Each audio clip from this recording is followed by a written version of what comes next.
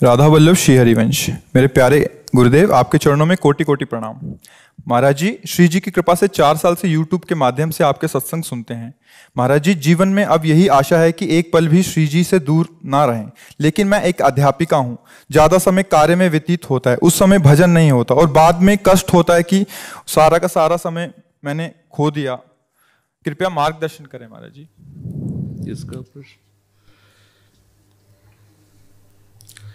अपने लोग भजन का मतलब समझते हैं कि एकांत गुफा में बैठ करके जो किया जाता है या एकांत कमरे में बंद करके जो किया जाता है उसे ही भजन कहते हैं।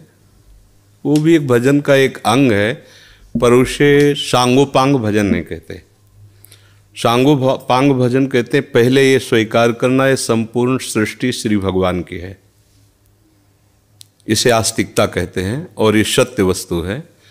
वेद और उपनिषद जिस बात को प्रमाणित करते हैं वही बात प्रमाणित मानी जाती है। भगवान एकोहम बहुश्यामा, मैं एक बहुत रूपों में हो जाऊं, वो बहुत रूपों में खेल रहे हैं। आप उस सृष्टि में भेजे गए हैं अलग अलग सेवाओं के लिए। कोई डॉक्टर है, कोई मास्टर है, विविध प्रकार के अभिनय करके हमको अपने स्वामी से इनाम लेना है। किसी को वैरागी का अनुभव एक अभिनय है, किसी का रागी का अभिनय है, लेकिन सबका एक अब स्वांग दिया गया है। अपने स्वांग को ठीक से निभा लो तो इस माया प्रपंच से मुक्त हो जाओगे, इनाम मिलेगा। अगर तुम मास्टर हो तो बच्चे में भगवत भावना करके और शिक्षा रूपी भजन उसको दीजिए। जो जिस क्लास की शिक्षा, ईमानदारी से आपके अंदर यही हो कि हे प्रभु, आप बालक रूप से हमारे सामने आए हो, मैं आपको शिक्षक रूप से शिक्षा दूंगी। और उस समय यदि भगवत भाव रहा तो आपने जितने घंटे बालकों को पढ़ाया वो भजन ही है, उससे बिलक नहीं।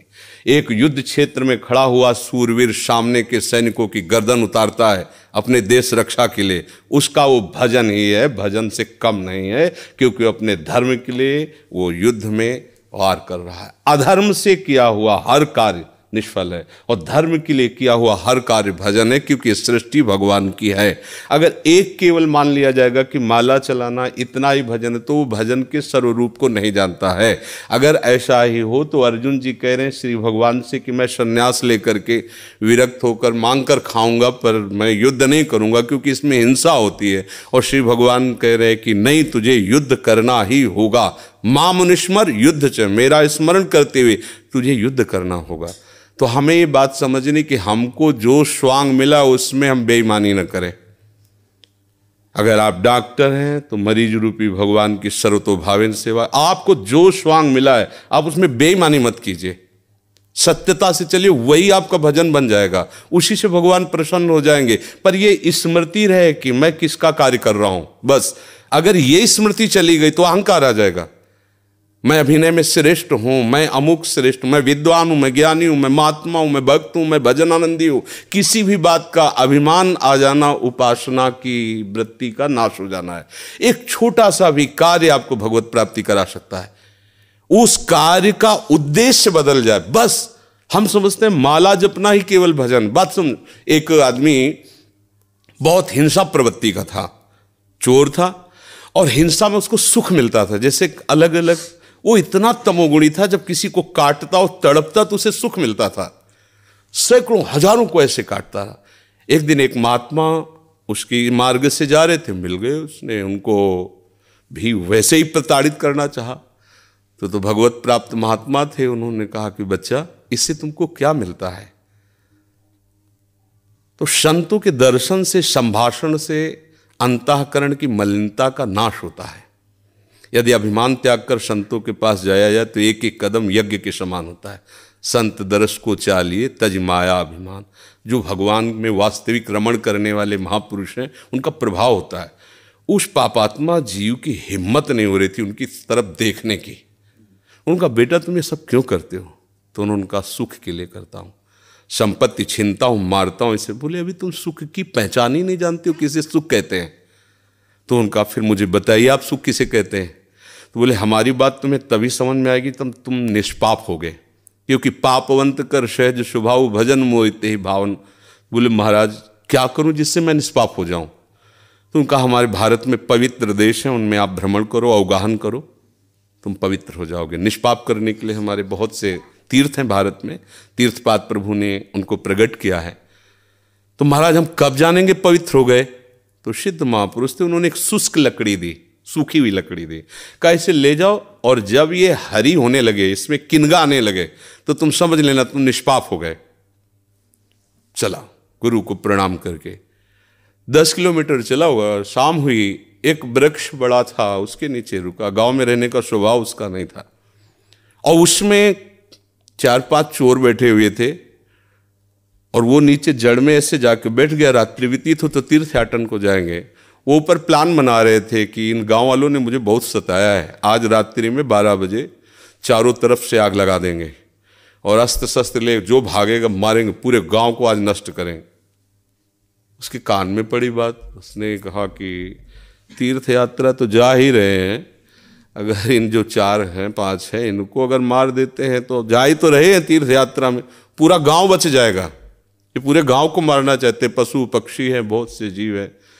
तो उसने कहा भैया तुम्हारे गुरु हम हैं, तुम 4-5 मिलकर मारते हो, हमने अकेले न जाने कितनों को मारा है, आओ हम तुम्हें सलाह बताते हैं कैसे पूरे गांव को नष्ट करना है। तो चारों कूद थोड़ी पड़ेंगे, एक ही एक आएगा। चारों को हम मार दिया। सोचा अब यहाँ हिंसा हो गई, नहीं रुकेंगे। लकड़ी उठाई तो हरी हो गई। उनका गुरुजी ने कहा था जहाँ हरी हो जाए वापस चला गया। वहाँ गया संत भगवान को, संत ने कहा हम जानते थे कि तुम ऐसे स्वभाव वाले हो कि तुम्हें तीर्थ यात्रा सुहाएगी नहीं, वापस आ गए। तो उनका भगवान आपकी आज्ञा पर, आपने कहा था हरी हो, देखो हरी हो गई। तो बोले कौन से तीर्थ में? बोले तीर्थ लेके आ, 4 को और मार दिया है। बोले बताइए कैसे? उन्होंने बोले देखो बेटा, पहले स्वार्थ के उद्देश्य से मारते थे तो पाप हुआ, लेकिन पूरे नगर के बचाने के लिए 4 को मारा आपने। उद्देश्य आपका दूसरों के सुख के, इसलिए मारना ये आपको तीर्थयाटन से भी अधिक पवित्र करने वाला हो गया। क्रिया वही, उद्देश्य परिवर्तन, फल का परिवर्तन। यदि हम सब अपने धर्म से चले, अपने कर्तव्य को भगवान की पूजा माने, तो जो जहां है उसको अलग से कोई मार्ग चयन नहीं करना, वही भगवान की प्रसन्नता के लिए करे, उसको वही भगवान की कृपा की प्राप्ति होगी। तो आपको कोई परेशानी का विषय होना ही नहीं चाहिए। आप अध्यापक और बच्चों को पढ़ाइए और बीच बीच में राधा राधा राधा स्मरण कीजिए। जो भी कर रहे हो अपने प्रभु के लिए कर रहे हैं ऐसी भावना कीजिए। इसमें कोई श्रम नहीं, कोई परिश्रम नहीं, कोई अलग से ऐसा नहीं कि नाक दबा के बैठना है, आंख मूंद के बैठना है। प्रतीक जी, श्री हरिवंश महाराज जी। महाराज जी, मन बुद्धि बहुत धीरे से भजन से हटा के कई बार सांसारिक भोग और सुखों की तरफ ले जाता है। इससे जितना श्री जी में लगाना का निश्चय आता है उतना मन बाधा उत्पन्न करता है। कृपया मार्गदर्शन कीजिए कैसे हमेशा के लिए इसे अभी हम मन का स्वरूप समझ नहीं पाए, इसलिए हम शिकायत करते हैं मन की। मन बाधा उत्पन्न नहीं करता है, मन को हमने वो पकड़ाया है, वही हमारे सामने पेश करता है। जो चीज हमने अपने मन को नहीं पकड़ाया, जो चीज विषय हमने नहीं भोगा, वो मन हमारे सामने नहीं प्रस्तुत करता। हमने गंदी बातें पकड़ाई हैं, गंदी क्रियाएं पकड़ाई हैं, गंदे दृश्य देखे हैं, गंदा चिंतन करवाया है मन से, तो वही वो बातें पकड़े हुए हैं। अब आप सत्य चिंतन की तरफ जाओगे तो जो पहला उसे डिलीट करना होगा ना, जो पहला उसे मिटाना होगा। ये जो नाम है, ये जो मंत्र है, ये उसको डिलीट करता है। तो जब कोई साधक भजन में बैठता है तो उस समय उसकी गंदी बातें सामने आती हैं, वो उसमें नई नहीं आ रही, जो उसमें भरी हुई है मन में, वो नाम निकाल रहा है। तभी तो मन निर्मल होता है भजन करते करते। अब उसकी प्रेरणा से आप कोई नया पाप कर्म न करें। जैसे अंदर कोई गंदी बात आ रही, आप धैर्यपूर्वक नाम जपते रहिए और विचार कीजिए जा रही है। दूसरी बात, मन वहां जाता है जहां जहां हमने अपनी प्रीता रख रखी है। हमारा मन मांस में कभी नहीं जाएगा, क्योंकि कभी उस मदिरा में कभी नहीं जाएगा, नहीं जाएगा, क्योंकि उसकी मान्यता हमारे अंदर, उसके अंदर कोई भाव हमारा अंदर नहीं बैठा है। अगर हमारे अंदर जो जो विषयों ने भाव बैठा, हमारा मन वहीं जाता है। सच्ची बात समझो, बिना कनेक्शन के बिजली नहीं जाती। ऐसे ही जब तक आपने संबंध विषय वस्तु पदार्थ से नहीं बना, तब तक आपका मन नहीं जाएगा। तो देखो, डरना नहीं है, घबराना नहीं है, मन जहां जहां जाए बार बार वहां से हटा के अपने लक्ष्य में लगाना है। हमारी विजय होगी, क्योंकि हमारा मार्ग सत्य है और हम भगवान के जन हैं। पर देखो, धोखेबाजी पाखंड नाटक नहीं करना चाहिए इस मार्ग में। हम ये कहते हैं कि तुम्हें विषय सेवन करना है, तुम्हें स्त्री शरीर प्यारा है, या तुम स्त्री शरीर साधो को पुरुष शरीर प्यारा, तो नाटक करने की, बाबा जी बनने की जरूरत नहीं।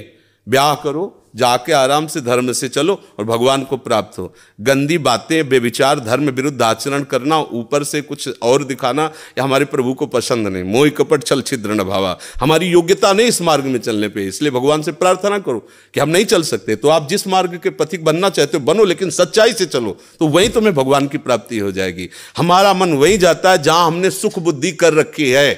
अगर भगवान में सुख बुद्धि हो जाएगी तो हट नहीं सकता। सा वही मना कृष्ण पदार विंदयो, आपका मन प्रभु में लग जाएगा। बोलो, हम जब किसी फिल्म को पसंद करते हैं, उसको बैठ के देखते हैं, 3 घंटे में किसका मन कहां जाता है? बोलो, कहां जाता है? कोई अगर बता दे कि 3 घंटे मेरा मन, अगर आपने पसंद किया है उसे, तो और आप जब देखेंगे तो आप 3 घंटे समाधि में रहेंगे, दुनिया का पता नहीं रहेगा। ऐसा क्यों हुआ? वो एक झूठा रचा हुआ नाटक था, एक झूठा दृश्य अभिनय किया गया था, लेकिन मेरी पसंद है तो मैं 3 घंटे बिल्कुल अपने मन को कहीं नहीं जाने दिया, और भजन में बैठते हो मन भागता है। क्यों? क्योंकि पसंद नहीं है हमारी। हम करना चाहते पर पसंद नहीं है। आप देख लीजिए ना, कोई भी आप सीन देख लीजिए, कोई भी आप विषय देख लीजिए, जिसमें आपको पसंद है वही मन पकड़ लेगा। तो भाई मन की क्या गलती? मन को लोग गाली देते रहते हैं, मन बड़ा गंदा है। आपने जहां उसे खड़ा किया वो आपका सपोर्टर है। आपने उसे गंदी आदत दे दी, गंदी आदत, अच्छी आदत दे। एक क्षण के लिए भी भगवान का विस्मरण नहीं हो सकता, गला काटने पर भी। उसको आप पकड़ा के तो देखो नाम। ऐसा होता तो ये जो विश्व में हमारे संत महात्मा है, सब नाटक ही थोड़ी होता है।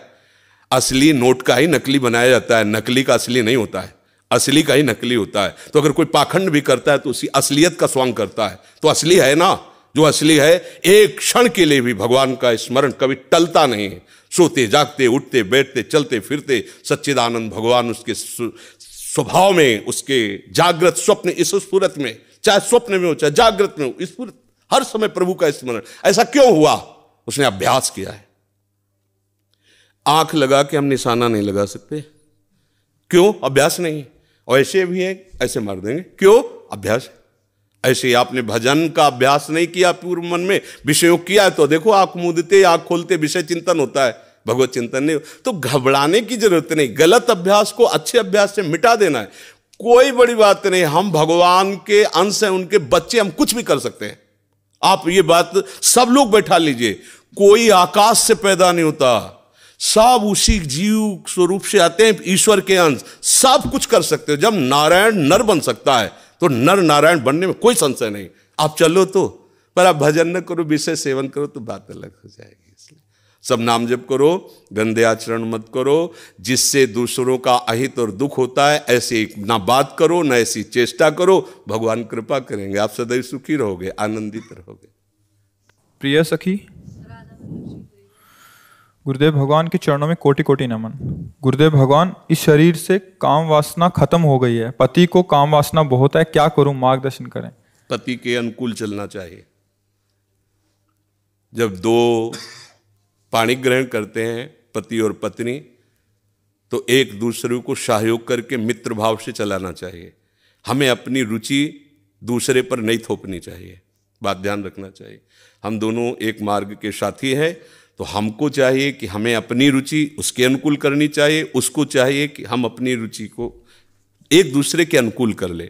अगर आपकी रुचि नहीं है तो पति को मनाइए और अपनी रुचि में उसको अनुकूल कीजिए। अगर वो अनुकूल नहीं होता तो आप कोशिश कीजिए कि आपकी वृत्ति के कारण कहीं वो व्यभिचार में ना उतर जाए, गंदे मार्ग में न जाए। उसका साथ दो, आप उसके साथी हो।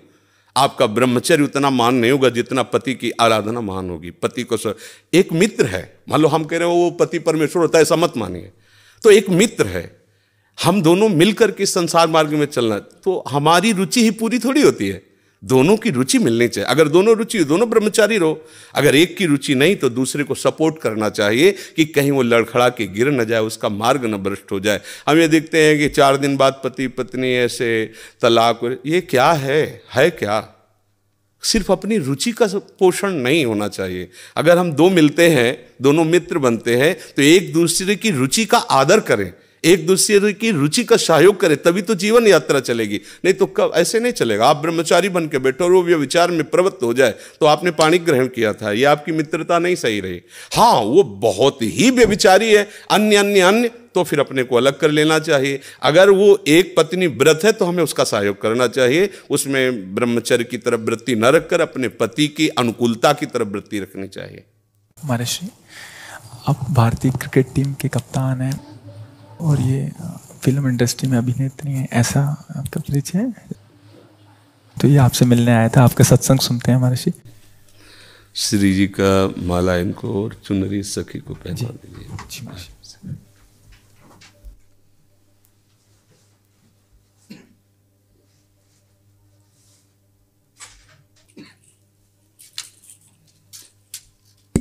हाँ, सखी को पहना दीजिए। ये माला हमारी श्री जी की प्रसादी।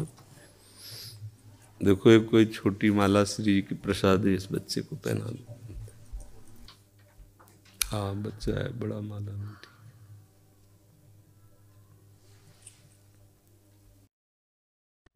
ठीक है, आप आ जाइए, और भी जने मिलने वाले हैं। ठीक।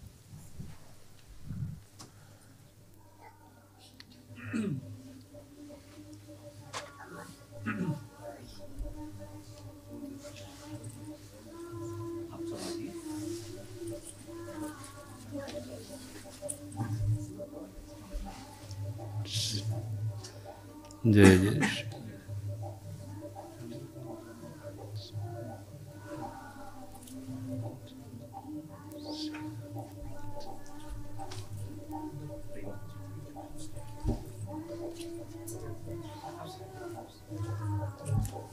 प्रतिमा जी अमेठी से।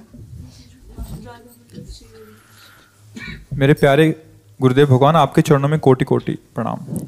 गुरुदेव, घर की परिस्थिति अनुकूल नहीं है, वहां का वातावरण का प्रभाव इस मन पर बहुत प्रभाव डालता है, जो नहीं करना चाहिए वो भी करवाता है। हे नाथ, हम कैसे भजन करें, कुछ समझ नहीं आता, बहुत पाप हो जाता है। हाँ, नाम रूपी बल हृदय में धारण करो, किसी के सहयोग की जरूरत नहीं, कुछ कहने की जरूरत नहीं, बस बात समझो। नाम रूपी बल हृदय में धारण करो, सब कुछ हो जाएगा। नाम महाबल। अगर नाम जप नहीं करोगे तो ना प्रार्थना से कुछ होने वाला है, ना किसी के सामने रोने से कुछ होने वाला है।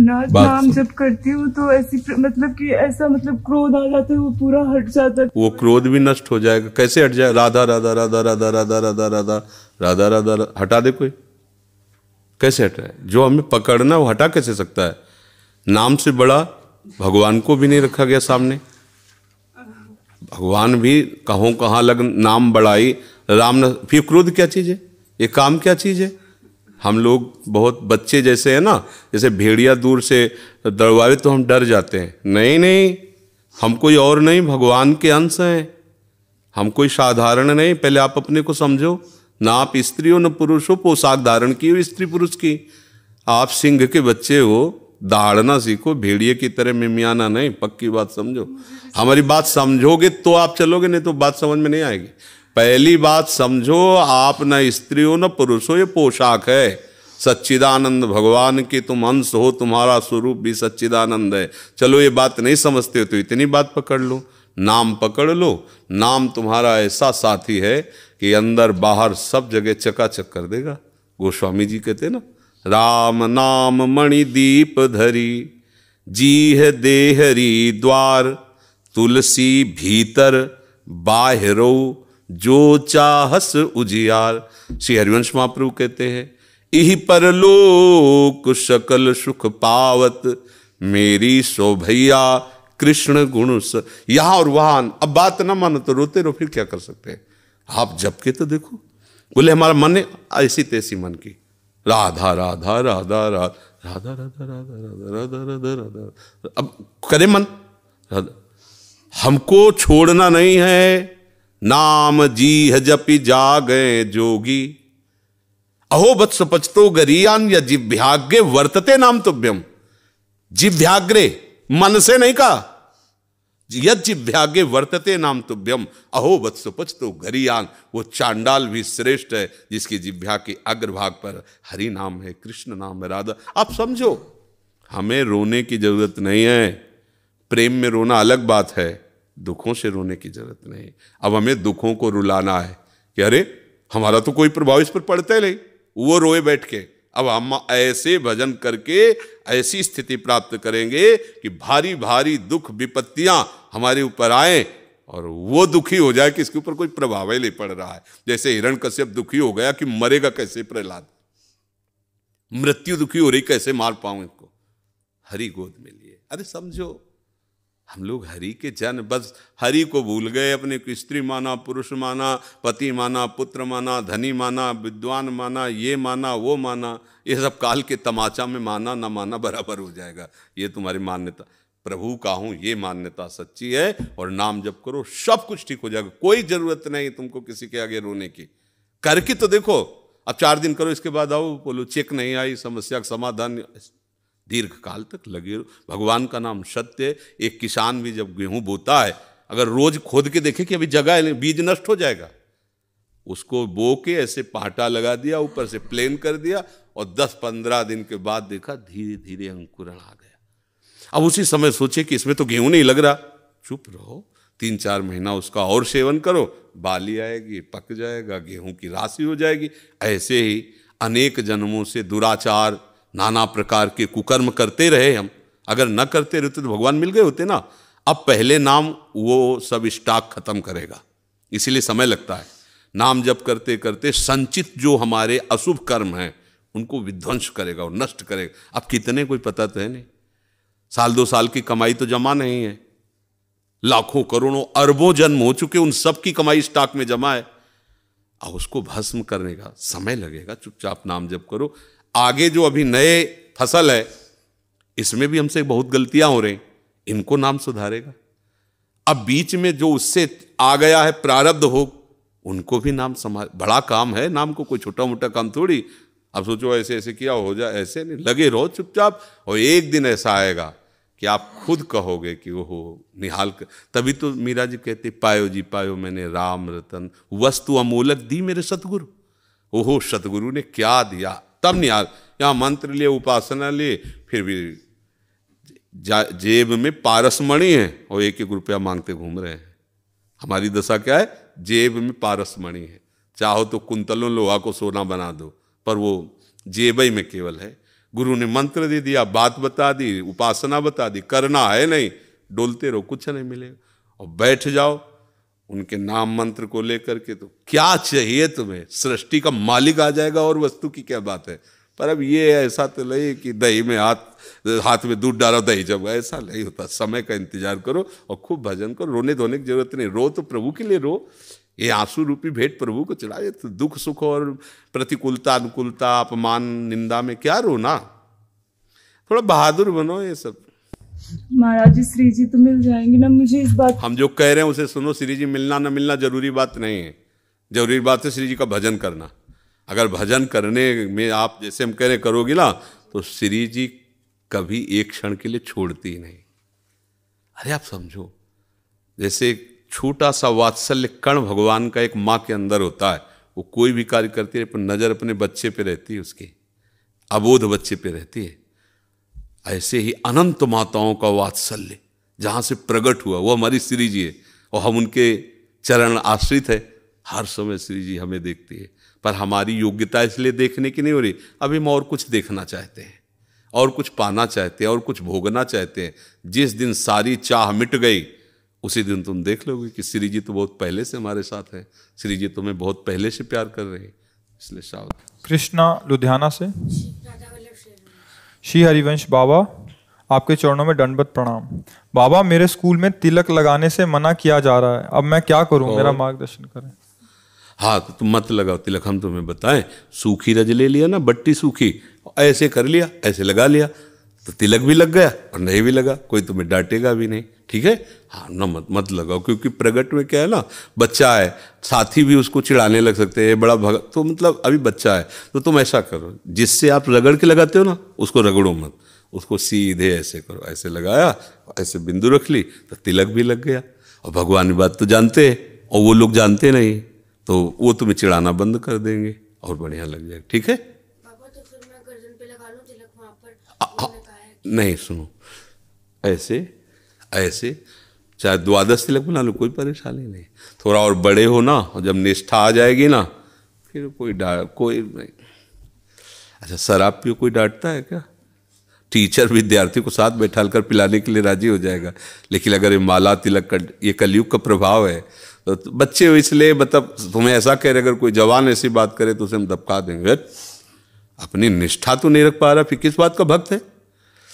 ये सम्राट अकबर आगरे आया दौड़े पे, तो वहाँ बड़े बड़े सब जो छोटे छोटे प्रांतों के राज कर्मचारी थे, उनमें मधुकर शाह जी भी थे, हरिराम व्यास जी के तिलक कंठी सब कई ऐसे उनको दिखाए, तो जलन होती है। अब बादशाह है, उसके सामने सब हिंदू चिन्हों से, भागवतिक चिन्हों से युक्त, तो उसने ऐसे देखा कि अधिकतर अधिकारी सब कंठी तिलक, क्योंकि ब्रजभूमि और प्रभाव ऐसा, तो उनका हमारा फरमान जारी किया जाए, कल से कोई भी अगर तिलक लगा के आया तो गरम लोहे से उसका मस्तक दाग दिया जाएगा, कोई भी सभा में तिलक लगा के नहीं आएगा। बादशाह अकबर का हुक्म। मधुकर शाह ने सोचा कि यार जीवन किस काम का, ये भगवान का दासत्व अगर इसे मिटा के गए एक संसारी बादशाह के सामने, फायदा क्या होगा? गला कटवा देना अच्छा है, लेकिन तिलक उतारना अच्छा नहीं। तो वैसे तो अंगरखी और धोती वो सब राज पोशाक पहन के जाते थे, केवल नीचे धोती पहन के लंबा तिलक, 12 तिलक लगाए, द्वादश तिलक, यज्ञोपवीत खुला, कंठे की माला खुला, तलवार खोशी। सभा में देखा कोई भी तिलक नहीं लगाया था, क्योंकि बादशाह का हुक्म, बादशाह वो तत्काल तो मृत्यु दंड दे सकता है। गए, सामने खड़े हो गए, द्वादश तिलक उनका। अकबर सम्राट ने कहा सुना नहीं था कल का फरमान मधुकर शाह? खींच ली तलवार। उनका, आप एक मुल्क के बादशाह हैं, ये अनंत मुल्कों के बादशाह का तिलक है, मेरी गर्दन कटने पर ही ये मिटेगा, ऐसे नहीं मिट सकता, जिसकी ताकत हो मिटा के देखे आके। बदल गया, 1 सेकंड में बादशाह बदल। बोले वाह वाह वाह, यही हम देखना चाहते थे कि इस तिलक में किसकी निष्ठा है। धन्य है मधुकर शाह, तुम वास्तविक तिलक के अधिकारी। ऊपर बैठा ला बगल, जो भागवतिक तेज से मानो ऐसा लगा कि इनसे अब कोई आंख नहीं मिला सकती, भागवतिक तेज से संपन्न होकर कि ऐसे नहीं मिट जाएगा तिलक, गला कटेगा तब मिटेगा। देखे कौन आ, अभी फरमान जारी हो जाए कि गला काट दिया जाएगा तो सब मिटा कर चुपचाप, भैया राधा ही राधा तो कहला का गला कट। निष्ठा तो एक अलग चीज होती है ना, बहुत सावधान रहो। अभी बच्चे हो आप ऐसे ही कर लीजिए।